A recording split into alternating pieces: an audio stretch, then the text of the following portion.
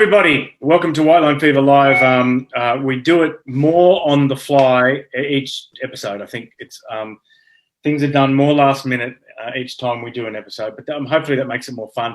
My guest this week is a sports academic. It's Hunter Fujak, who is based at Deakin University in Melbourne. He's from Sydney, but you know we don't have any prejudices against people from outside the heartlands, unlike other outlets. Welcome. By the way, everybody, support the show, patreon.com/White Line Fever. And please, while you're watching or listening, look in the show notes because there's lots of links there where you can find cool stuff. Okay, Hunter, welcome to the show. How are you, mate? Thanks for having me. No worries. We just had, it's Thursday, so we normally do this after the Thursday NRL game. And I think it finished up 30-16, Manly at home, beaten by Canberra. They almost faded at the end. It wasn't a great spectacle, but it was good to see Canberra hang on. Mate, there's so many things we could discuss because it sounds like your area of expertise cuts across a lot of things that would be of interest to the audience. But one thing that's quite topical at the moment, and I'm not going to keep you here for too long, is the proposal for an independent commission to run the game in Britain. Shane Richardson, who we know from whichever side of the world you're on, whether you know him through South and Penrith or whether you know him through Gateshead and Hull here, is preparing a paper or has prepared a paper and is actually going to make it public on Monday, a paper about how this might work.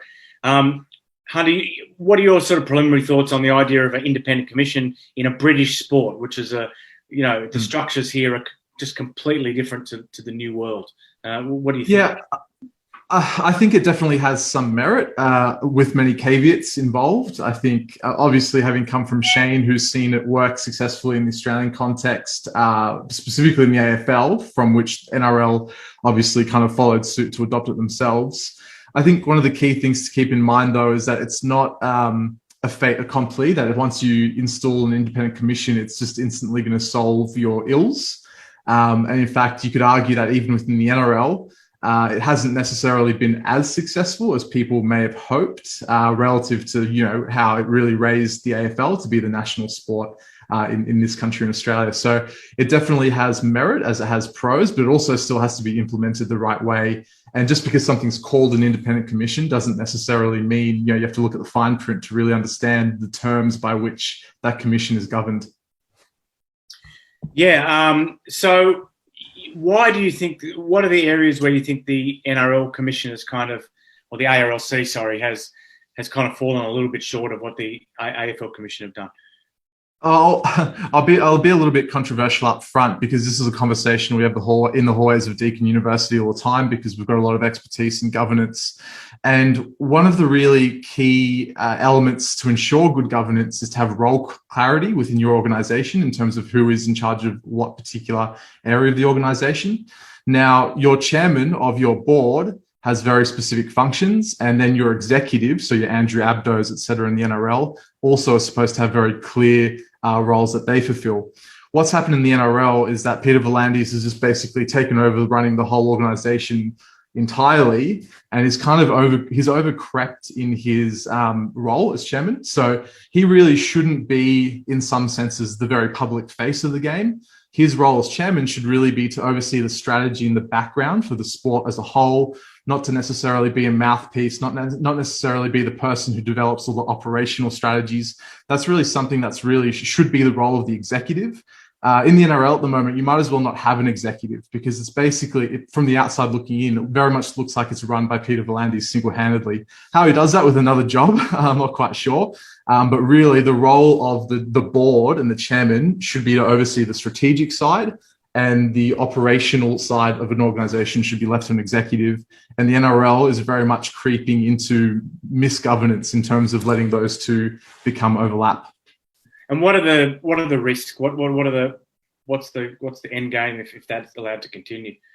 Well, I think to some degree we can see those risks come to fruition at the moment. So really, it's the executive that should come up with operational elements of the game. So, for example, even if we think about something like the 6 again controversy that we're facing at the moment, ideally that would have been developed through the process of trialing, testing, workshopping with individuals and stakeholders.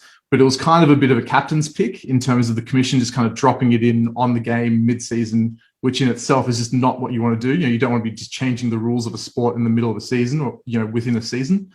So I think the backlash now to some of the rule changes, the challenge the commission has is they're very much, because those were introduced as captain's picks themselves, it makes it harder for them to sort of, I guess, have some admission of saying, this isn't working, maybe we should change it, maybe we should adjust. Because really they're kind of wedded to it themselves, having made it without necessarily trialing it or testing it like a conventional organisation probably would. Right. Okay. And just moving across to the UK, you've got quite an old-fashioned system here where the power is vested in the clubs a lot. You've got the RFL does have a board with independent appointees. Super League has no independent appointees at all. It's just the clubs. So how do you incentivize and push reform through? Do you engage government? Is that how you do it? I mean, how do you get such a kind of antiquated and institutionalized organisation to change? It can if we look, I guess, again, through a slightly Australian lens, we do see that government plays a huge role in this. In the case of sports like soccer in Australia, things like the Crawford Report was an independent report commissioned by the government to basically review the organisational structure of soccer in Australia. And I think there are huge parallels to the governance of soccer in Australia to rugby league in the UK. And I use soccer here purely for the sake of avoiding a contested word of football. So, government definitely has a huge role to play simply because most sports, whether it's in the UK, Australia, wherever it may be, do still generate a lot of government funding, and often that funding can be contingent on governance reform. So again, in the Australian context, we've seen the Australian Sports Commission, Sport Australia, introduce rules that said that every single national sport body had to have 40% women by this date. And if you didn't have that on your board, you're going to get your funding cut off. And lo and behold, all of a sudden, all the national sport organisations managed to find women to sit on their boards pretty quickly because their funding became tied to those requirements. So government definitely plays a really big role in terms of producing the stick that can help change in sport organisations. Right, mate. What about the possibility of the NRL investing in the game here? Obviously, at the moment, it's an unwieldy structure, and the NRL probably are scared off getting involved because they don't understand it. It's too, it's too complicated. But equally, you can't expect the UK to give taxpayers money to a foreign-owned entity. So if the NRL owned you can't imagine the RFL, which is the governing body for the sport, being more than 50% owned by a foreign body and still get government funding. So how do we negotiate that sort of maze so that we get a good outcome for the sport? Well, I think I do have an answer to that, but before I get to that answer, I'll just point out that I think the NRL's window to invest in anything probably closed when they decided to give grants of 130% of the salary cap to clubs in the NRL who basically aren't financially viable by themselves. And I think that decision made the better part of half a decade to a decade ago really crippled the ability to develop a future fund in the NRL that really could have been used more strategically for opportunities like this. So whether that opportunity exists fundamentally, I have big question marks. But presuming it is possible for the NRL to put some money into the British game, which I think has some merit, I think the solution to your challenge here is that you probably need to separate the RFL, being the national governing body of rugby league, which is in charge of participation, junior development, and national teams. And that would still remain a not-for-profit organisation that would then get funding from the government, whereas your Super League would be a separate commercial entity, which would be, I guess, to some extent owned by the NRL in the same way that the English Premier League is separate from the FA, right? So you separate your commercial league from your national sport org, much like it is, I guess, already, and that way you can get around the private ownership issue relative to government funding issue. Right, okay. What do you think the state of rugby league is at the moment?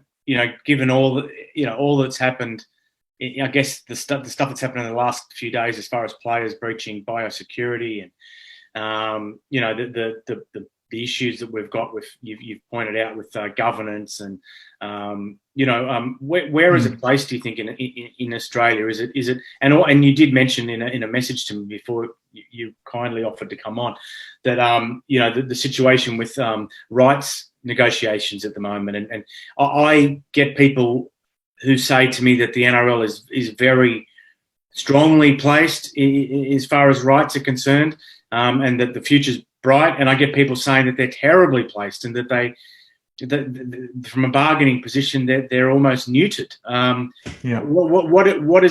What is the truth and why? This is one of the really interesting. This is one of the really interesting dynamics in the Australian sport marketplace, which I discuss in my book, being focused on, I guess, not just one code, but looking at rugby league versus union versus soccer versus AFL in our country. What's really interesting, if we think of these four tribes of football, AFL and soccer are probably the most confident tribes in terms of backing their own sports and being quite passionately, outwardly vocal about praising their sports. Whereas rugby league suffers from a little element of, I guess, a lack of confidence in terms of you really backing the sport. And I think that reflects what you say, where some people think, it's at the edge of oblivion and other people think it's going fantastically.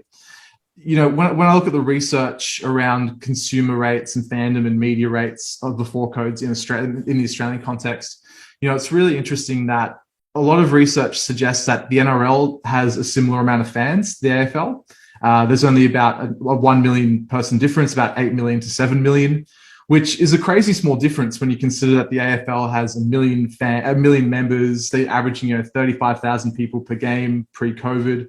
And so a lot of the hard metrics suggest that rugby league is not really necessarily as strong as we'd like it to be. But then there seems to be these fans that exist, and we see them come through in television ratings. In respect to the strength of rugby league in Australia, I think it is a challenging question, because at the end of the day, rugby league is probably the most reliant on broadcast revenue. So historically, central revenue has been as high as 67% focused on broadcast revenue. It's still at about 60% of all revenue. So as a business model, rugby league relies so heavily on broadcast rights because it doesn't quite have that same support in terms of membership and attendances. So in that sense, they're very vulnerable to, I guess, a bad broadcast rights deal. And the challenge that rugby league is going to have is that they're heading into a free-to-air negotiation cycle where blowout scorelines are starting to affect television ratings to some degree, not as strong a degree as people worry about. But there are some sort of headwind challenges that they're facing. Television ratings in Brisbane are absolutely flopping to record low levels because of the poor performance of every Queensland team. So there are some sort of operational challenges in place. But fundamentally, and this is probably a big distinction to the UK market, is rugby league is so culturally embedded in the Australian marketplace in the northeast of Australia, where a lot of the media revenue sits, that it's hard to imagine it. It's hard to imagine it going backwards in broadcast rights, simply because it's so culturally embedded where the big populations are, again, which is a distinction from the UK market. Right. So are they in a good position where, Channel 10 are interested in the rights and therefore that's going to drive up the bidding, or are they not? What do you think? Well, it's hard to say definitively. What's interesting with rugby union is that they've publicly stated that they have an intention to make soccer, the number one football code in Australia. Now, that's very difficult to imagine because while there's no shortage of football fans in this country, obviously a very high participation sport. The reality is that as people become bigger fans of football in Australia, they become bigger fans of the English Premier League and the Bundesliga. So whereas, once you're a rugby league fan, you're going to support the NRL. Once you're a soccer fan in Australia, half those people are migrating offshore and half at most are staying domestic in terms of A-League support. So it's hard to imagine, the A-League ever all of a sudden competing against the NRL or AFL. But having said that, historically we've seen that it's very hard for a broadcaster to have more than one football code. When it happened on, which one was it? When I think it was Channel 9 had both the AFL and NRL rights, and they were trying to juggle the two. It just didn't quite work for them economically, and didn't quite work for either code. Oh. So the challenge for each of the football codes now is that our three major broadcasters have basically pegged their wagon to one particular football code. And it's going to be very hard to ever imagine those seats swapping. 10's probably got a long-term future now with A-League. That's probably them capped out. 7 has been very interested in AFL for a long time. And again, 9 with NRL. So it's kind of like we're playing... musical chairs, and we've all sat down, and the seats we've landed in probably reflect the seats that the football codes are going to stay in. And that's probably going to, in some ways, diminish the competitive tension in the market. So when NRL next comes up, it's probably less likely we're going to see Channel 10 or Channel 7 bidding, because each code has basically hitched their wagon. Each broadcaster's hitched their wagon to a code. Yeah. Hunter, tell us about your book. You mentioned that. Tell us about that. Yeah, so the book, and I'm looking forward to your book coming out too, so we can have a bit of a book swap. My book is based on my 10 years as an academic researcher on football and my commercial background in sort of sport consultancy. It's called Code Wars, The Battle for Fans, Dollars and Survival. And really it tries to take a more educated analysis of the sport landscape. As you know, Steve, a lot of journalists will typically stay within their preferred sport, and we've seen great books produced. Joe Gorman's written great soccer books. There have been plenty of great books on AFL, bordering upon propaganda books, to be perfectly honest. And we see the occasional rugby union book and slightly less rugby league books, I think, reflecting probably the audience. So where my book's a little bit different is that I try to sort of focus on the intertwined history of the 4 codes together and kind of look at the landscape collectively. And, there's lots of incredible moments in time that we just don't really appreciate because we're very focused on the present. A lot of people wouldn't realize that if it wasn't for the timing of World War I, the AFL and the NRL were literally going to merge to form one hybrid sport in 1915. And I spend a chapter in the book talking about that because for me, it's just incredible to think that our 2 most popular, humongous, media-dominant sports could have merged into one even bigger hybrid sport. So, so it really tries to look at that sort of combined history of all the codes and tries to give a relatively impartial analysis of the landscape. Where can people buy the book, Hunter? The book can be purchased from my publisher, which is Fair Play Publishing. It can be on Amazon, Angus and Roberts, and Dimmicks, and all good bookstores.